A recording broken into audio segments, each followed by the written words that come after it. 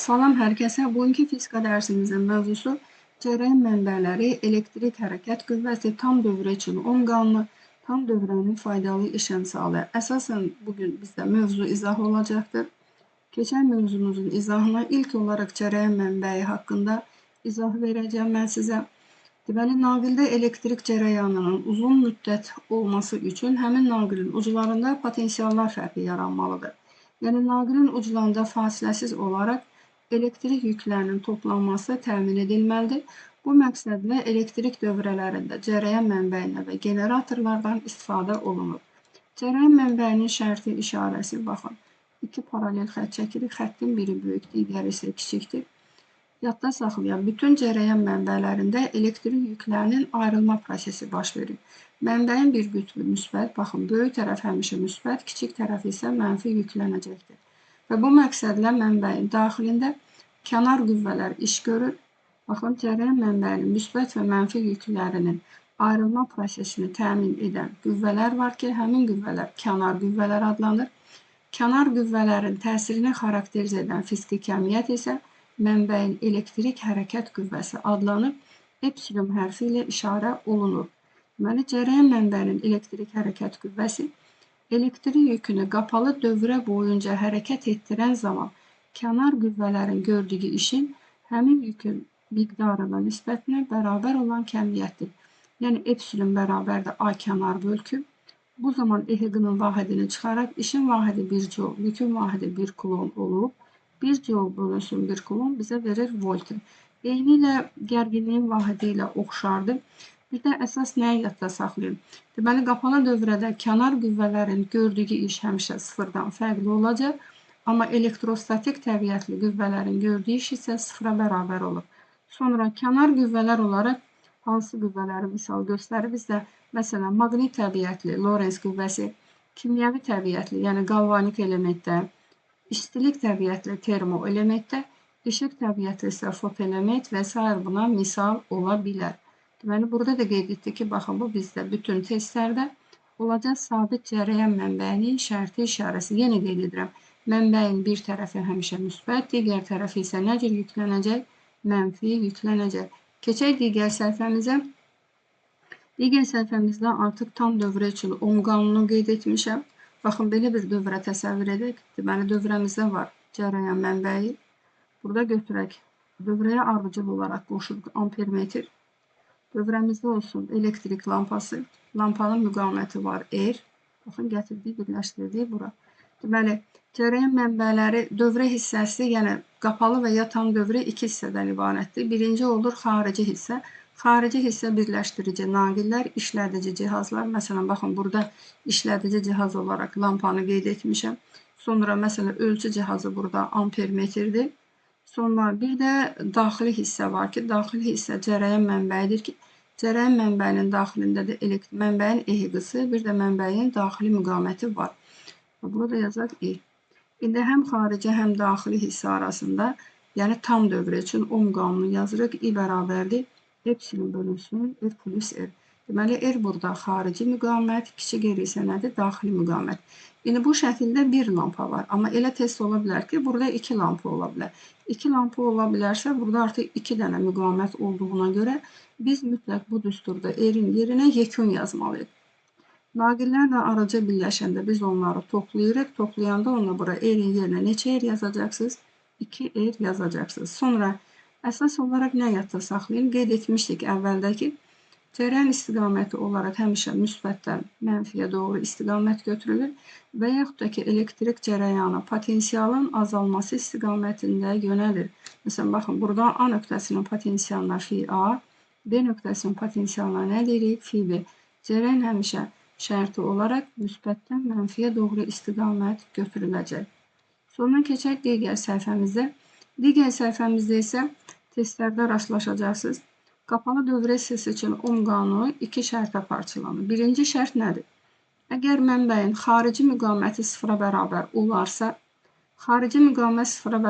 olarsa, gərginlik sıfır olur. Baxın, bu düsturla biz onun isbatını deyə bilərik. Bu zaman dövrədə cərəyan şiddətinin qiyməti maksimum alır. Məsələn, baxın, qapalı və ya tam dövrə üçün Ohm qanunu yazmışam. I bərabərdir epsilon böl R plus R. Burada cərəyan şiddəti müqavimətlə tərs mütənasibdir. Yəni burada həm xarici müqavimət var, həm də daxili müqavimət var.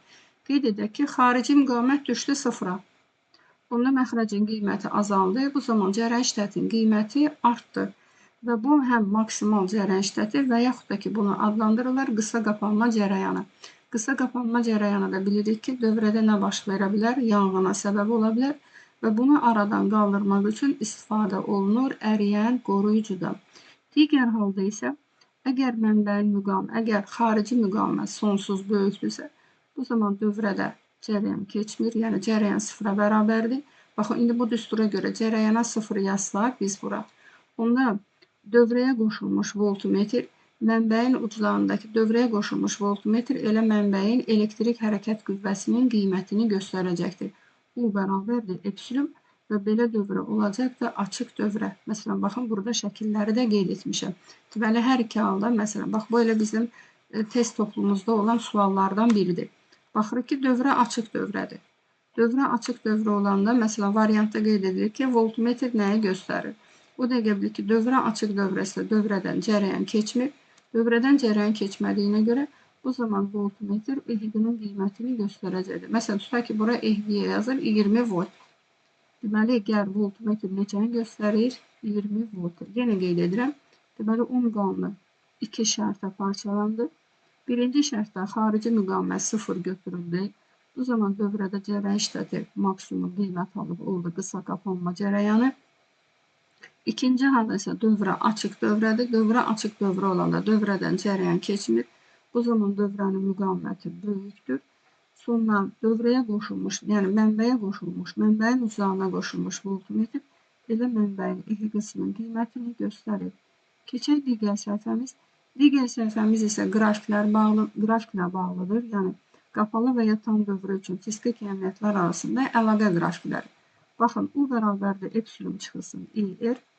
Buradan baxın, U-nun cərəyan şiddətindən asılı qrafikini qurmuşuq. Məsələn, cərəyan şiddətinə biz 0 desək, U bərabər olur epsilona. Baxın, buradakı EHV-nin qiymətidir. Və sonra isə cərəyan şiddətin müəyyən qiymətindən sonra gərginliyin qiyməti azalır. Bax, bu söykəndiyi nöqtənin adı da I qısa qapanmadır. Diqqətli olun, çünki testlərdə həmin nöqtələri də sizdən soruşur. Məsələn, bəzən baxın, burada epsilonun yerinə tutaq ki, yazır A hərfi. Deyir ki, burada göstərilən A hərfi hansı fiziki kəmiyyəti bizə tapmağa kömək edir? Deməli, bu olacaq mənbəyin elektrik hərəkət qüvvəsi. Məsələn, qeyd etdiyim bu düsturu biz nə cür ala bilərik? Məsələn, baxın, qapalı dövrə hissəsində Ohm qanunu. Buradan epsilon bərabərdir. I vurulsun R, üstəgəl I vurulsun R. Məsələn, biz keçmişik dövrə hissəsi üçün Ohm qanunu. Dövrə hissəsi üçün Ohm qanunu keçəndə, orada U-nu tapanda I vurulsun R idi. Yəni, burada I vur R-in yerinə U yazmaqla, baxın, bu düsturu alır və sonra həmin düstura qrafik qurulur. Məsələn, baxın, belə bir testlə qarşılaşacaqsınız. Qapalı dövrədəki mənbəyin uclarındakı gərginliyin dövrədəki cərəyan şiddətindən asılı qrafikini qurun. İndi baxırsınız ki, burada B variantı da var, D variantı da var. Məsələn, B variantı bizdən, məsələn, dövrə hissəsi üçün Ohm qanununu keçmişdik biz. O bərabərdir I vur R düsturudur. Bu düstura görə U R-lə düz mütənasibdir. Yəni, gərginlik xarici müqavimətlə düz mütənasibdir. Daha doğrusu cərəyan şiddəti ilə. Məsələn, gərginlik bu düstura görə cərəyan şiddəti ilə düz mütənasibdir. Amma burada biz də şərt qoyub ki, qapalı dövrədə mənbəyin sıxacılarındakı gərginlik. O zaman, baxın, həmin qrafiki qurmaq üçün biz bu düsturdan istifadə etməliyik. Baxın, onda doğru cavabımız olacaq bizim B variantı. Ona görə mütləq testi oxumalıyıq ki, məsələn, oxumadan əvvəl bəzi uşaqlar mexaniki olaraq bunu seçir. Niyə görə? Soruşanda yazır ki, U bərabərdir I vur R. Deyir ki, U ilə düz mütənasibdir. Düzdür, doğrudur, amma bu doğru bizim şərtə uyğun deyil. Çünki bizim şərtdə verir ki, qapalı və ya tam dövrə. Yəni, ya qapalı gedə bilər, ya tam dövrə. Bu zaman U-nun, deməli, U cərəyan şiddəti ilə gərginlik arasında əlaqə qrafiki onda olacaq D variantı. Digər testimiz. Baxın, belə bir testdə verilir sizə. Eynən, baxın, həmin düstura görə. Məsələn, deyir ki, mənbəyin daxili müqavimətini hesablayın. Mən daxili müqavimət deyəndə bizdən nəyə soruşur? Kiçik R-i. Buradan gəlin, baxaq. Kiçik R-in qiymətini tapmaq üçün biz elə qısa qapanmanın düsturundan istifadə edə bilərik. Qısa qapanma cərəyan şiddətinin düsturu I qısa qapanma bərabərdir epsilon bölünsün R. Baxın, burada verilən 24 elə EHQ-nın qiymətidir. Cərəyan şiddətinə söykənən nöqtə isə qısa qapanmanın qiymətidir. Və biz buradan R-i tapa bilərik. Deməli, 24-ü, baxın, EHQ-nın yerinə yazırıq 24. Qısa qapanma cərəyan şiddətimiz 8-dir. 24-ü 8-ə bölməklə alırıq ki, daxili müqavimətin qiyməti neçədir? 3-dür. Yəni, daxili müqavimət deyəndə bizdən kiçik R-i soruşur. Keçirik digər qrafikimizə. Digər qrafikimiz isə cərəyan şiddətinin müqavimətdən asılı qrafikidir. Məsələn, əgər bu dövrə hissəsi üçün ohm qanunu olsaydı, dövrə hissəsi üçün ohm qanunu I bərabərdir, yəni I bərabərdir, bu bölünsün R-dir. Həmin düstura görə biz I-nin R-dən asılı qrafikini qursaq, yəni heç bir nöqtəyə söykənmədən belə bir hiperbola qururuq. Amma diqqətli olun, burada isə müəyyən nöqtədən başlayır qrafik. Niyə görə? Çünki biz bayaq şərtlərə baxanda dedik ki, əgər dövrədə xarici müqavimət 0 olarsa, məsələn, ilk anda xarici müqaviməti 0 götürürük. Xarici müqaviməti 0 götürəndə burada düstur qalır bizə I bərabərdir epsilon bölünsün R. Bu da bizə verir qısa qapanma cərəyanının düsturunu. Onda burada bir xüsusi bir nöqtə qeyd edirik və həmin nöqtədən başlayaraq R-in qiyməti artdıqca I-nin qiyməti azalır və bu zaman baxın bu qrafiki qururuq. Ona görə yenə deyirəm, testi mütləq oxuyub qrafiki qurmaq lazımdır. İndi isə belə bir test verilib, baxın. Həmin qrafikə uyğun olaraq bizə belə bir test verilib. Deməli, 6 burada, baxın, hansı nöqtədir? Qısa qapanmadır. Yəni, siz qrafikdən istifadə edib xüsusi nöqtələri seçməsiniz. Deməli, 6 bizdə qısa qapanma cərəyanıdır. Qısa qapanma cərəyanımız 6-dır. Sonra, burada mənbəyin daxili müqaviməti 0,2-dir. Deməli, R bərabərdir 0,2. Xarici müqaviməti bizə verib, R-i verib 1,8. Və bizdən soruşur ki, C nöqtəsinə uyğun cərəyan şiddətini tap. Artıq C nöqtəsinə uyğun cərəyan şiddəti qısa qapanma cərəyan şiddətindən kiçik olacaqdır. Bunun üçün biz yazırıq ki, I bərabərdir epsilon bölünsün R plus R. Deməli, biz bu I-ni tapmadıq. Xarici müqavimətdə var, daxili müqavimətdə var, amma mənbəyin EHQ-sı yoxdur. Bəs EHQ bizə hardan gəlib çıxacaq? Çünki burada qısa qapanma cərəyanını verib. Qısa qapanma cərəyanı bizdə I qısa qapanma bərabərdir epsilon bölünsün R. Yəni, epsilonu tapmaq üçün I qısa qapanmanı R-ə vurmalıyıq. Yəni, birbaşa yazaq. Deməli, bunun yerinə biz buraya yazacaq ki, I qısa qapanma vurulsun R. Altına vururuq 0,2-yə. Burada alırıq biz 1,2. Məxrəcdə isə 1,8-dən 0,2-ni toplayırıq. 1,2 ilə 1,8-dən 0,2-ni toplasa sizə verəcək 2. 1,2-ni də 2-yə bölsəz, neçə alacaqsınız? Alacaqsınız 0,6. Deməli, doğru cavabımız oldu bizdə. Hansı variant? Doğru cavabımız oldu D variantı. Ona görə diqqətli olun, hər bir nöqtəyə fikir verin. Baxın, qısa qapanma, burada nədir? Qısa qapanmanı bizə 6 verir. Digəri isə gərginliyin müqavimətdən asılı qrafikidir. Məsələn, adi dövrə hissəsində gərginliyin müqavimətdən asılıdır. Yazırdı ki, cərəyan şiddətinin sabit qiymətində bu burada R-lə düz mütənasibidir. Amma baxırsınız, burada belə bir fərqli bir qrafikimiz var. Buna görə testlərdə mütləq testi oxuyun ki, hansı qapalı və ya tam dövrə sözü gedərsə, sizin, baxın, bu kəmiyyətlər arasında belə bir əlaqə qrafiki qurmanız lazımdır. Keçək digər səhifəmizdə. Digər səhifəmiz isə dövrədə siz cərəyan mənbələrinin ardıca birləşməsinə baxacaqsınız. Çünki bizdə testlərdə paralel birləşmə də var, amma bizdə daha çox testlərimizdə gedir ardıca birləşmə. Baxırıq. Deməli, bu şəkildə, indi bura biz bir naqil də qoşa bilərik. Baxın, bir R qoşa bilərik. Sonra dövrəyə ardıcıl olaraq bir ampermetr qoşa bilərik. 2 cərəyan mənbəyi var və buradan mütləq bizdə yekun cərəyan mənbəyini tapmaq tələb olunur. Baxırsınız. Deməli, müsbət, mənfi, müsbət, mənfi və cərəyanların istiqaməti eynidir. Bu zaman yekun cərəyanı, yekun EHQ-nı, yəni mənbəyin EHQ-sını tapanda biz onları toplamalıyıq. Ən rahatı baxın, işarələrə baxın. Müsbət, mənfi, müsbət, mənfi. Yəni, onlar düzünə birləşib, yəni eyni qaydada. Mənbəyin daxili müqavimətini tapanda isə, baxın, bu kiçik R-ləri toplamalısınız. Digər şəkildə isə, baxın, cərəyanların istiqaməti əksdir. Müsbət, mənfi, amma mənfi, müsbət. Deməli, burada əks olduğuna görə onları nə edəcəksiniz? Çıxırıq. Amma daxili müqavimətdə isə buna fikir vermirik. Sadəcə elə R-ləri nə edəcəksiniz? Toplayacaqsınız. Məsələn, belə bir testlərlə qarşılaşa bilərsiniz. Gəlin əvvəlcə bu testə baxaq. Məsələn, baxaq 48 nömrəli testlər.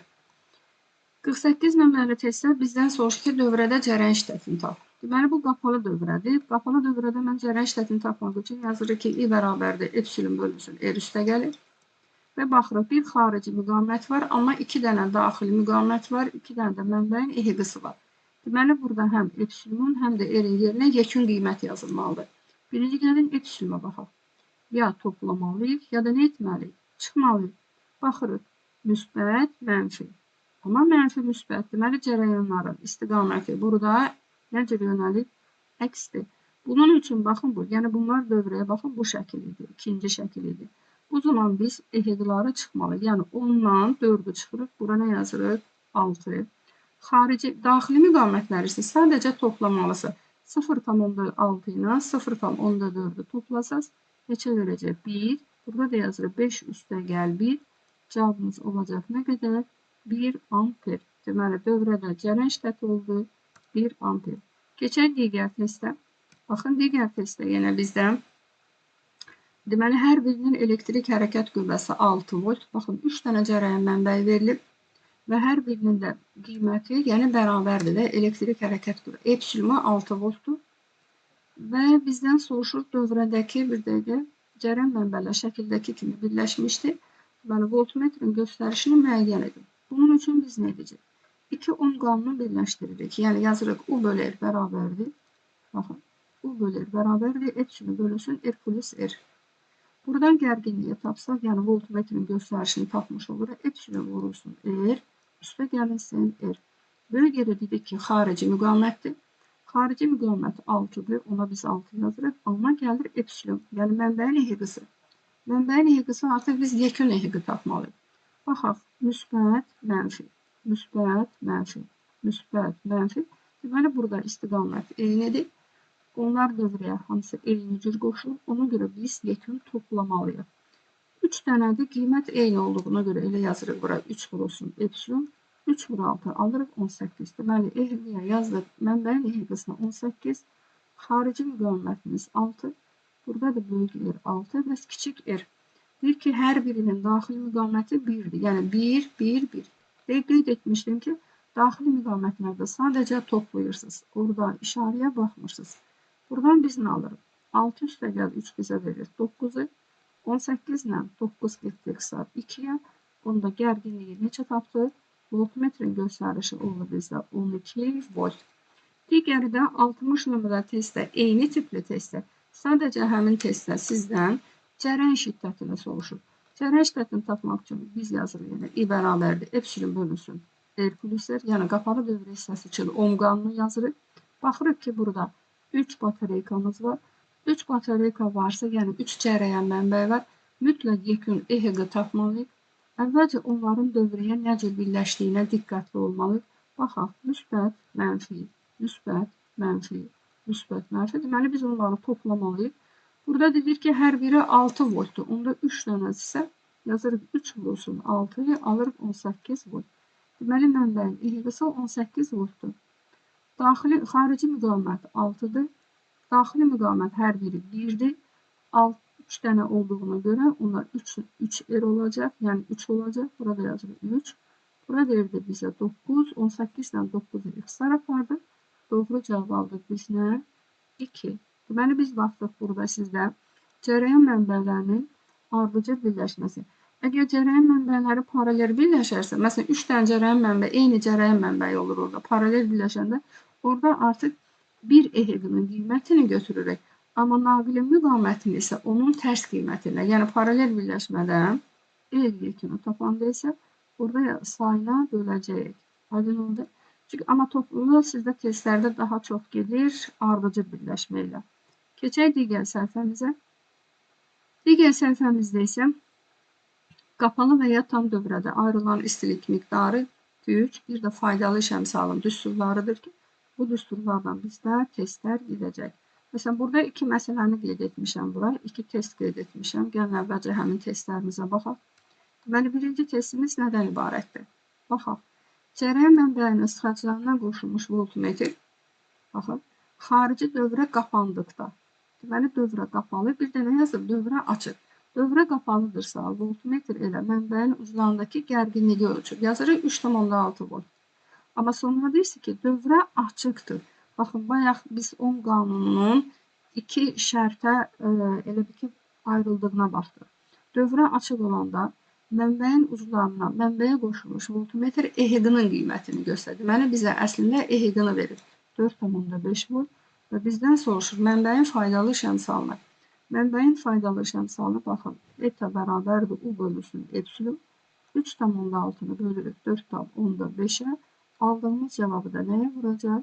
Aldığımız cevabı vururuq 100-ə. Verdiklərimizi silib 9-a x aparsaq, yuxarıda bizə 4 qalacaq, aşağıda neçə qalacaq? Aşağıda da 5 qalacaq. Buradan da gəlib çıxacaq bizə neçə faizə? 80%. Doğru cevab olacaq C variantı. Əsas nəyə diqqət olun? Deyir ki, dövrə qapalıdırsa, voltmetr göstərişi gərginliyi ölçür. Dövrə açıqdırsa, voltmetrin göstərişi mənbəyin EHQ-sının qiymətinə bərabərdir. Bu da hazır şəkildə düsturumuz. Qiymətləri yerinə qoyub həll edirik. Keçirik digər şərtimizə. Digər testimizdə isə nələr verir? Mənbəyin EHQ-sı 16 voltdur. Yazırıq. EHQ-mız 16 volt. Sonra dövrədə cərən şiddəti I bərabərdir 2 amper. Və faydalı işəmsalı 75%, onda gəlin yazaq 0,75. Və bizdən soruşur, mənbəyin daxili müqaməti. Daxili müqamət kiçik R-dir. Baxın, istifadə edəcəksiniz bu düsturdan. Məsələn, soruşa bilərsiniz ki, bu düstur hardan gəlib çıxır? Baxın, burada eta bərabərdir. Yazmışıq ki, U bölünsün epsilon. Bundan əvvəlki səhifədə biz yazdıq. Belə bir düstur yazdıq ki, U bərabərdir epsilon çıxılsın, I vurulsun R. Baxın, həmin ifadəni, baxın, tənliyi gətirib burada U-nun yerinə yazsaq, baxın, bu aşağıdakı düstura almış oluruq. Və bu düsturdan qiymətləri yerinə qoymaqla, baxın, buradan siz R-in qiymətini hesablaya bilərsiniz. Hesablamanı artıq özünüz edərsiniz. Digər testimiz nədən ibarətdir? Məsələn, baxın, 76 nömrəli testdə bizə qapalı dövrənin faydalı işəmsalını verib, xarici müqaməti 7 ohm, deyir, daxili müqaməti tap. Onda da bu düsturdan istifadə edəcəksiniz. Baxın. Deməli, xarici müqamət deyəndə hansı eri verib? Böyük eri verib. Faydalı işəmsalı deyəndə etanı verib. Daxili müqamətdə dedikdə kiçik eri verib. Uyğun qiymətləri yerinə qoymaqla buradan daxili müqamətin qiymətini hesablaya bilərsiniz. Anda artıq bu riyazidir. Məsələn, burada 70% yazılır. Siz ona görə 0,7 yazmaqla, yəni hər tərəfi 100-ə bölmüş olursunuz. Məsələni həll edə bilərsiniz.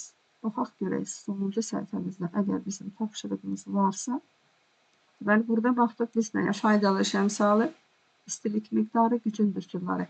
Məsələn, dövrə hissəsində biz istilik miqdarının düsturunu yazanda, baxın, qeyd edeyim onları da mən bura. Məsələn, dövrə hissəsində, adi dövrə hissəsində istilik miqdarı yazında yazırdı ki, IUT. Burada U əvəzindən götürmüşük. EHQ, yəni bu tam və ya qapalı dövrə hissəsində ayrılan istilik miqdarıdır. Məsələn, dövrə hissəsində istilik miqdarı xarici hissədə I kvadratı RT-dir. Sonra Q bərabərdir. U kvadratı böl R vurulsun nədir? T-dir. Buradan biz xarici hissədə ayrılan gücü də tapa bilərik. Gücü tapmaq üçün bir dənə sadəcə nə edirdik? Buradan T'ləri silirdik. Çünki P bərabərdir. Q ilə işin düsturları eynidir. Məsələn, işi də soruşsa, düsturlar eyni götürəcəksiniz. P bərabər də A böl T. Məsələn, bu düsturları A-nın yerinə yazmaqla xarici hissədə ayrılan güc I vurulsun U, I kvadratı R, yəni xaricdən. Bir də var ki, tam güc və ya qapalı dövrə hissəsində ayrılan gücün düsturları. Baxaq digər səhifəmiz artıq yoxdur. Deməli, bugün mən sizinlə cərəyan mənbələri, mənbəyin EHQ-sı haqqında tam dövrə hissəsi üçün Ohm qanunu, əsasən də oradakı qrafiklərə diqqətli olun. Çünki həmin qrafikləri dövrə hissəsindəki Ohm qanununa uyğun qrafiklərə qarışdırmayın. Mütləq testi oxuyun ki, hansı Ohm qanununa görə sizdən qrafik tələb olunur. Sonra gəlir tam dövrənin faydalı işəmsalı. Orada hətta biz faydalı gücün də düsturlarını, sonra istilik miqdarının düsturlarını mən sizin üçün qeyd etdim. Növbəti dərsimizdə isə artıq bu mövzunun dil test toplusundan testlərinin izahı olacaq. Bugünlük bu qədər.